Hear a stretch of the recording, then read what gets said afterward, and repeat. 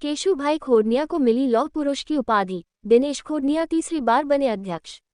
हुमरपुरम में महाधिवेशन के दौरान दिगंबर जैन समाज बड़ौदिया के प्रतिनिधि केशुभाई खोड़निया ने समाज सुधार हेतु अपनी बात रखी, जिस पर 18,000 दिगंबर हुमत समाज ने बड़ौदिया प्रतिनिधि केशुभाई खोड़निया को लौह पुरुष की उपाधि से नवाजा। महाअधिवेशन में अध्यक्ष के चुनाव भी थे, जिसमें दिनेश खोड़निया निर्विरोध अध्यक्ष चुने गए।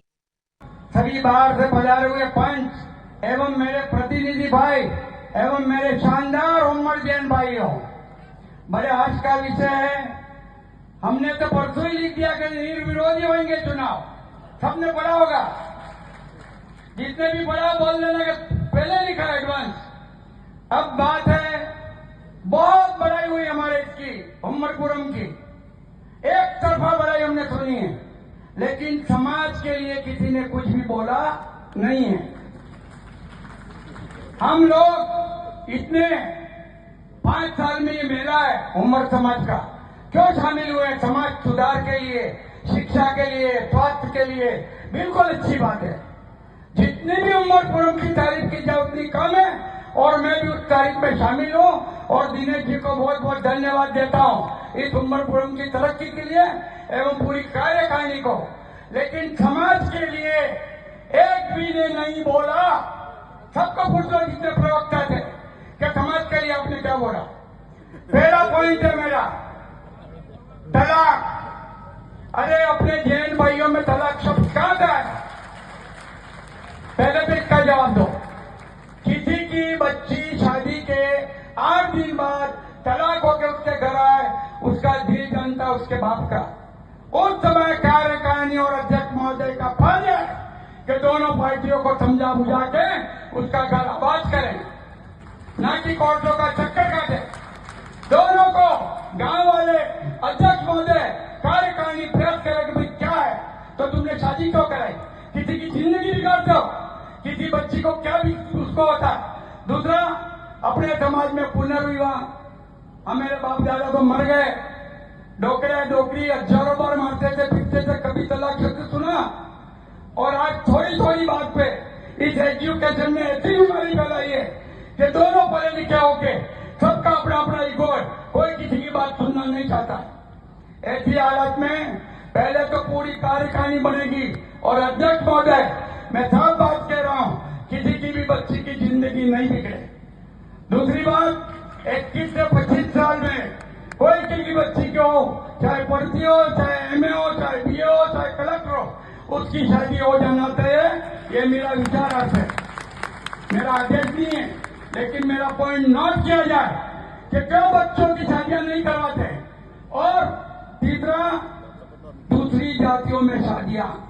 मेरा जैन धर्म आज पूरे भारत में बदनाम है। 3% जैन की बच्चियां अदर कास्ट में गई हैं। मुसलमान के, बंगी के, चमार के, धोबी के, किसी के भी साथ 3%। एक भी जाति की बता दो, अगर 3% हो तो। सबसे कम समाज हमारा 50 लाख और सबसे ज्यादा हमारी बच्चियां गई है। क्यों? कोई सगाई करने आता है, बच्ची का विवाह क्या आता है, उसके माँ बाप और बच्ची ना के देते हैं उनको कार बंगला। गरीब आदमी कहा जाएगा ऐसे? कार बंगले तुम 1000 चीजें मांगते हो। तो ये बात को नोट की जाए कि कोई भी 21 साल से 25 साल में हर बच्ची की शादी हो जानी चाहिए और तलाक नहीं होगा, नहीं होगा, नहीं होगा। उसके करना हो तो करे शादी, नहीं तो पहले तो सगाई नहीं करे। क्यों बाद में किसी को साल के काटते हो? उस बाप को पूछो जिसके घर बच्ची आती है, उन माँ बाप को कोई सजा नहीं देता है। अगर एप्लीकेशन लगा दी 18,000 उम्र में तो कह देते तुम आपस में निपटो। ये कोई बात नहीं है। बुलाओ दोनों पार्टियों को, पूरी मीटिंग बुलाओ, हम पूरा समाज आने के लिए तैयार है, लेकिन किसी का आयत नहीं हो। हम समाज सुधार का काम कर रहे हैं। शिक्षा तय है, मैंने कह दिया पहले, हम बहुत पढ़ाई करते हैं, लेकिन समाज की कुरीतियों के लिए आज हम लगाइए 5 साल में एक बार लगती है। आज ये पूरा मेला आया काय को? समाज सुधार के लिए। समाज सुधार हमारा होना चाहिए। बच्चे खूब पढ़े लिखे, लेकिन उम्र के अनुसार उनकी शादियां हो गई। दूसरी बात, कोई भी बीमार पड़ता है उसका गांव भी जानता है कि कौन किसकी स्थिति कमजोर है। कोई भी जैन का बच्चा व्हाट्सएप पे लिखने पर तैयार नहीं होगा कि मेरी आर्थिक स्थिति कमजोर है, और लिखता है तो पूरी समाज को उसकी सहायता करनी चाहिए। और मोहम्मदपुरम के अपने जो अध्यक्ष हैं उनको भी उसको सहायता देते हैं, मैं नहीं देते ऐसा नहीं कहता हूँ, लेकिन खर्चा होता है अपने उस मरीज का 2-5 लाख और पैसे जाते हैं यहाँ से 30-35 हजार, पूरा नहीं पड़ता है। मैंने 10 लोगों को दिलवाया, अध्यक्ष जी को पूछो, लड़ाई झगड़ा करके दिलाए 35-35 हजार, 40-40 हजार। उस समय अपनी समाज एक पैसा नहीं निकालती है, कोई 500 लिखेगा, कोई 200 लिखेगा, कोई 100 लिखेगा।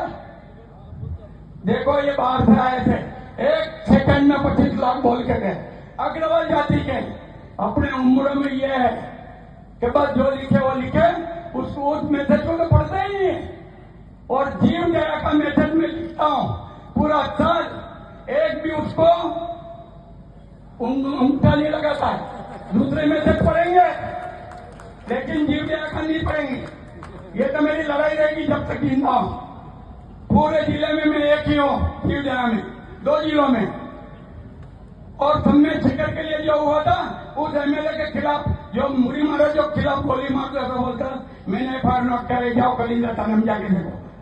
इन 2 जिलों में एक भी आदमी नहीं मिला मेरे सिवाय। इसी तरह से मैंने भी फार्म भरा, आपको देखना, देख लो झूठ बोलता हूं तो,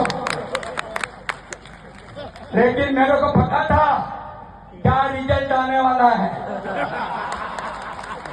एडवांस पता था। तो फिर मैं क्यों बुरा बनूं? मर गए। अभी तुम 100 जने मेरे पीछे दौड़ रहे, कैसू भाई कितना पड़े, कैसू भाई कितना पड़े, कैसू भाई की तो वही इज्जत है और रहेगी मैं जिंदा हूं।